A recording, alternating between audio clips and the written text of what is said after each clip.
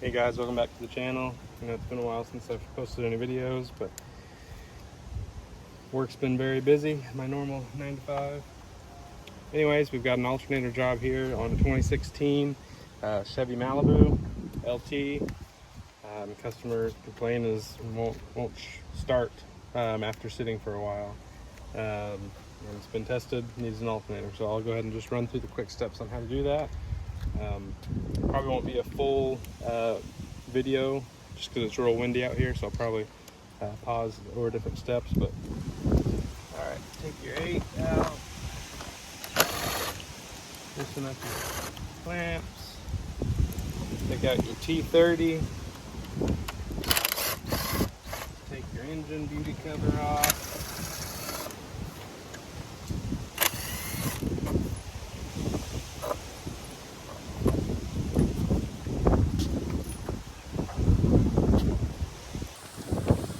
Like I said, excuse the wind, there's lots of it. You want to slide your red clip back here. You can push down on your tab. Take out your map sensor. Now that one doesn't even put back in straight. Don't know how that happened.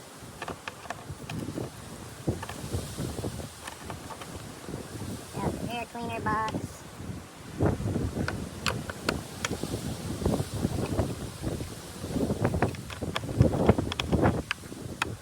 All the associated screws.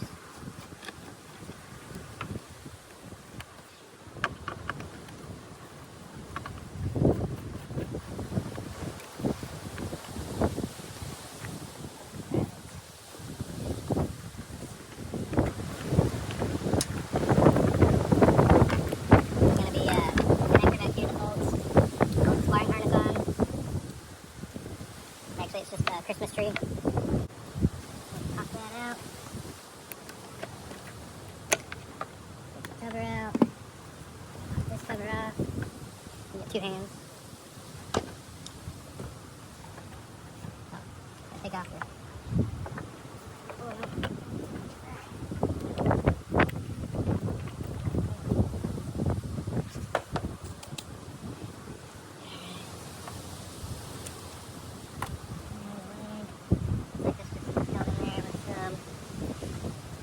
rubber grommet right there. And then the bottom. Just a few rubber grommets in it. It's down in there. Put that back on. These over here. Now you can get a better view of where we're dealing at. Alternator. It's back down here. Once again, here's the engine. Let's take this guy off. And you can see back down there, we've got 2 bolts on the top and then 1 bolt down below. We're going to take this serpentine belt off first, and then we'll work on the alternator itself.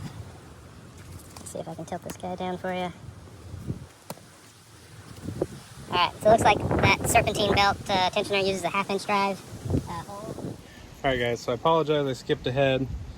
If you can see right down here, okay, right in front of where my finger is, that's where you insert the 1/2-inch drive ratchet, and you want to turn that counterclockwise to loosen the belt, which I've already done. And then I've also already taken the alternator out, but I'll show you putting it back in. So here's the alternator, how it sits in the vehicle. Sorry, upside down. So this is mounted up against the block. Your top 2 bolts, well, you've got a nut on this side, bolt on this side, and bolt on the bottom. Those are all 13 millimeters. You've got a security tab in here that you have to slide up, and then you can push the connector down and pull it out. Your main stud is a 12 millimeter nut, and I mean, very simple to remove. Make sure your new one is the exact same. Compare them right next to each other to make sure everything lines up the same way. And basically, I just pulled it right out of this hole. So I'll put the new one in, and I'll show you how I'll snake it in there if I can remember myself. So I think I just turned it this way to where the pulley's towards the front of the car. On this vehicle, this is a flexible fuel line, so I was able to kind of move that out of my way. And then it just kind of slides I mean, it's a tight fit, of course, as everything is, but it just kind of slides down in there.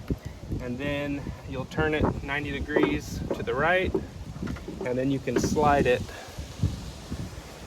back. Let's see if I can get you guys in here.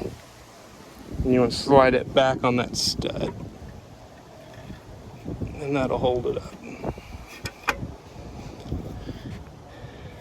Sorry, that's not the easiest to tell. It's kind of far down there, but and then you put the other 2 bolts in, put the nut on, reverse of removal. Pretty simple. I'll go ahead and do that real quick, and we'll be home free, and then we'll start it up, test it, make sure it's charging.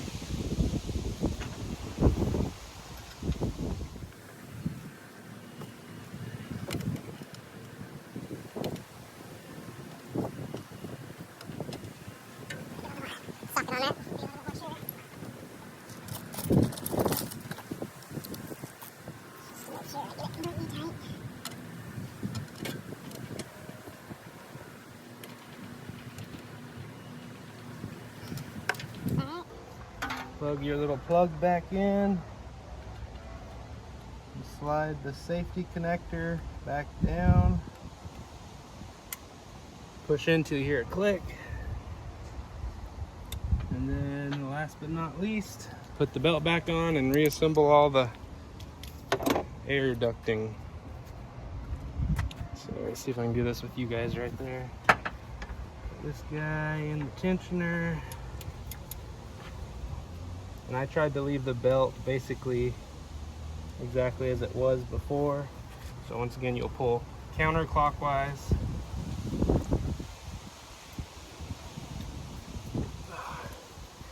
And she's a pretty stiff tensioner.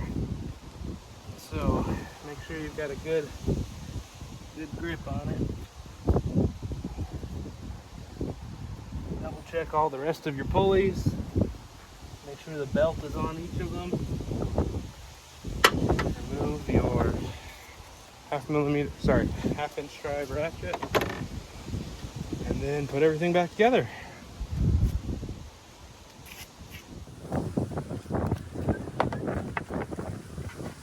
Line all these rubber pieces up, push them back through the holes. There we go.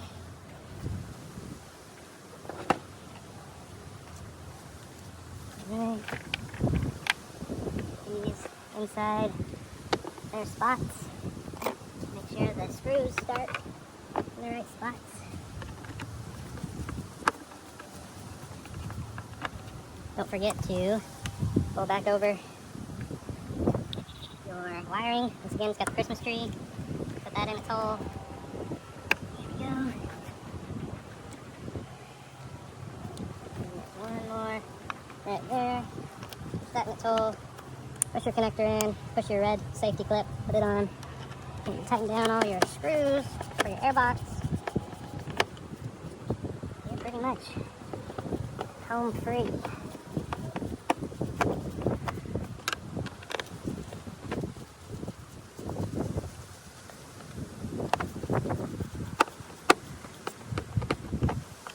Air tubing, beauty cover, and then we'll test the charging system and we'll be done.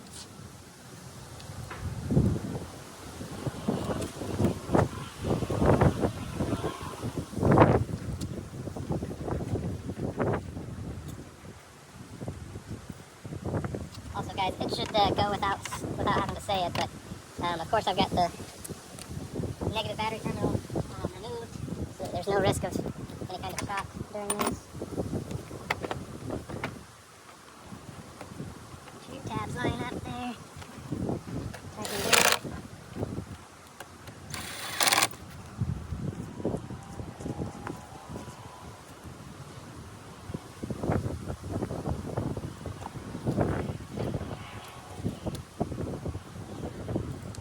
And then lastly, take off your, can you even see what I'm doing? Okay. Take off your engine oil cap. Slide this back under where it goes. Back on. Start your screws by hand. Make sure you don't cross through them. Once again, these are T30 Torx. Tighten them back down. They don't need to be crazy tight.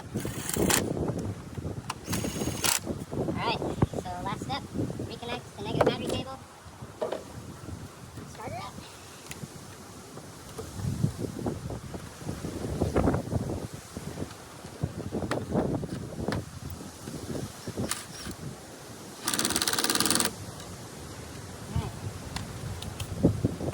Okay, should be good to go. There's my tools. Don't forget to leave any of your tools. Customer's vehicle, it's never a good thing. Alright, I'll start it up real quick. Let me get my multimeter put on the battery. Be able to test. Set it to DC volts. Alright, and do the min-max feature, as I've showed in the Honda Civic video. Let's go start it up.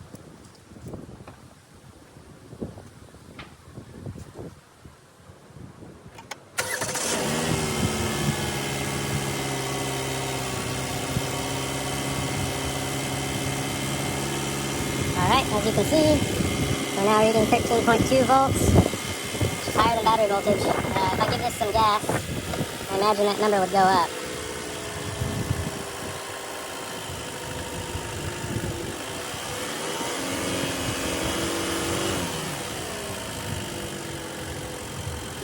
Yep, looks like it went up over 13.5, which is what you want to look for. Minimum was 11.97, meaning that's a good battery. Max was 13.6, so that's fine. Alright, and that's how you change the alternator in a 2016 Chevy Malibu LT with the 2.0. Alright, hopefully that's helpful to someone. If you have any questions or comments, leave them below. Have a great day.